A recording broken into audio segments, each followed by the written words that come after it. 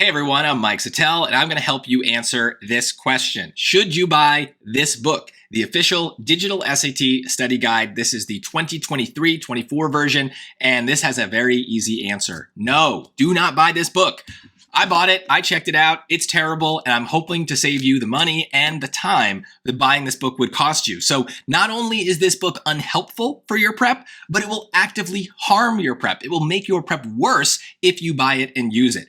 And that's surprising because for older versions of the SAT, this book, the older versions of it, used to be indispensable if you were trying to practice for the test. I would recommend it to all of my students, but for this new version where the SAT is now digital, this is a bad purchase. Do not buy it.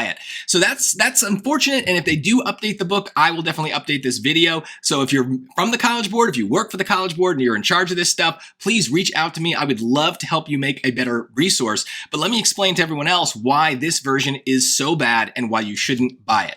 So first of all, we're going to just compare it to the free stuff that's available online. So right off the bat, would you rather spend $34 for a book, or would you rather just use stuff for free? Free is usually going to be better, and it's definitely better in this case. Now, this book has three basic parts to it. And so the first part is going to just help you understand the test. It's going to explain how the test works, the formatting of the questions, the way that the SAT kind of fits into the overall picture of your college applications, when you should take the test, kind of what a study schedule should look like. But all of this stuff you can get for free online. Just go to YouTube, just put it in a search engine and ask your question. Someone has made a blog post or a video, probably me, answering that question already, and you can get it in a much shorter way without having to read pages and pages of boring text to get that answer. So don't bother. That piece of information, all that information is widely available on the internet.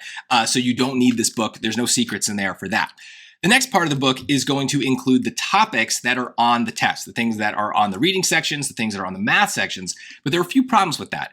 First of all, it's not comprehensive. There are a lot of topics that are not really discussed in this book. For example, the discriminant, the number of solutions for a quadratic equation, shows up in just one practice question in this book when it's a major part of the test. And that explanation for that question is not thorough. It's not going to tell you all the things you need to know about the discriminant. So you're not really getting a comprehensive look at the topics that are on the test. So yes, there are practice questions in here that you can do, but the explanations for those questions are very textbook. They're long, they're boring, and they don't involve the strategies that you would need to use to solve them more efficiently. So I don't recommend these materials because they're not really approaching the topics in a comprehensive or helpful way. Instead, you can get a lot of this for free online. So if you want more questions, go to the College Board itself. They have a question bank. I will link to a video that I've made on how to use that in this description. It's really useful for getting lots of free practice, and it's from the College Board. So a lot of the questions that are free in that question bank are in this book as well. In fact, all of the reading questions in here, as far as I can tell, are also in the SAT question bank.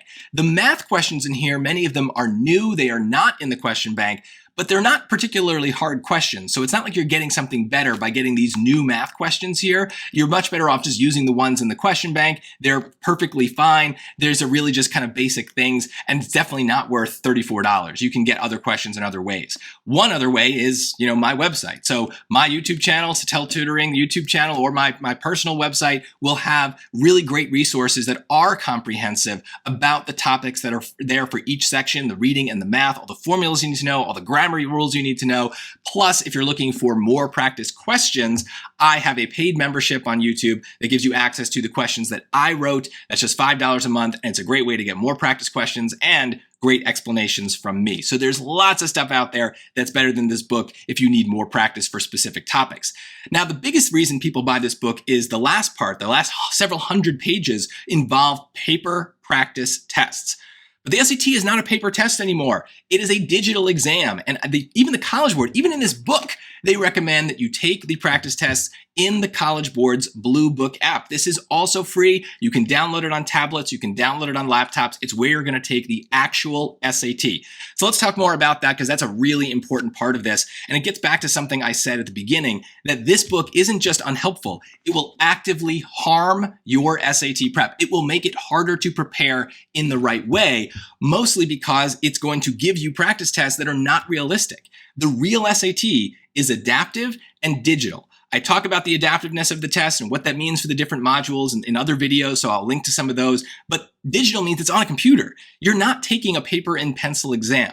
Some people have a very rare accommodation where they are allowed to take a paper and pencil SAT, but the version of the SAT they're taking is not in this book. So even if that's you, it's not what you're getting in this book. Basically what they did here is they took the practice tests from the Blue Book exam, and then they put them in a kind of altered form into this test, this book. They just kind of printed them out, and that way you have them. But you're not going to have paper and pencil like this for the real exam. You'll have scratch paper, but you won't be able to write on the questions, highlight, things like that in the same way. So you want to practice in the digital platform that the Blue Book app provides. Plus, like I said, this is an adaptive test. So based on how you do in the first section, you're going to get a different second section. But you can't have an adaptive test when you have something that's pre-printed. So what they did here is they gave you 4 practice tests. They advertise it as 4 practice tests. But for most people, it's really just going to be 2 practice tests, because for each of those practice tests, they pre-decided for you whether you're going to be placed in the hard module or the easy module. So 2 of the practice tests automatically put you in the hard module, which is not great if you're struggling and you need to just practice the basic questions, and 2 of the practice tests automatically put you in the easy module, which is not great if you've got the basics mastered and you're trying to aim for a top score. You're just wasting 2 practice tests. And all the practice tests in here are available in the College Board's Blue Book app. That is where you should take them. They are much better to be done in a format that's going to resemble the real SAT.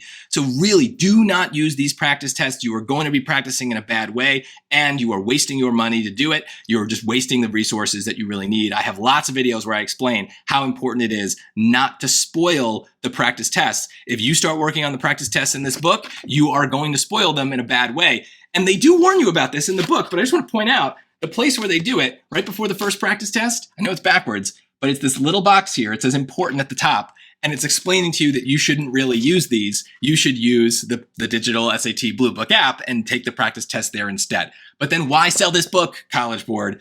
So again, this is not a great resource. Don't buy it. If you bought it already and you haven't used it, return it. You can get much better stuff for free all over the internet. If you are someone at the College Board who makes this stuff, reach out to me. I can help you make better things. I have lots of resources already, so make sure that you like this video. If I saved you the $34, subscribe so you can get all your other questions answered. I have other videos answering a lot of other questions about the SAT, some of the things I talked about in here. And I also have videos explaining every question from the Blue Book app practice test, as well as most of the questions from the College Board's question bank. And I always go into more strategic approaches that this book and the College Board resources won't. So make sure you check that out. And if you're looking for more questions, make sure you check out my paid membership. It's just $5 a month. You can cancel anytime, and it's a great way to get extra practice using questions that I wrote. If you have other questions about this book or the SAT in general, put them in the comments. Remember, like and subscribe. Once again, I'm Mike Settele. Thank you so much for watching. And when it comes to your scores, don't settle for less. Settele for more.